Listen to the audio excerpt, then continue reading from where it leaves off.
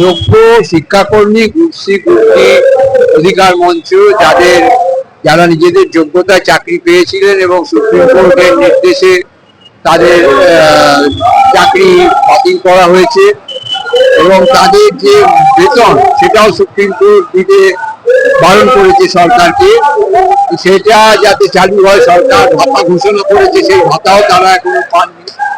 সেই সমস্যা সমাধানে এবং যোগ্য প্রার্থী যারা নিজেদের যোগ্যতায় চাকরি পেয়েছেন গুর্তি শিক্ষাকর্মীরা, তাদের যাতে চাকরিতে পুনর্বহাল করা হয় এবং ওএমআর প্রকাশ করা হয়, সেই দাবিতেই আজকে এই মিছিল এবং আন্দোলন। এটা করুণাময়ী থেকে শুরু হবে, বিকাশ ভবনের সামনে শেষ হবে এবং বিকাশ ভবনের সামনে লাগাতার অবস্থান এনারা চালাবে।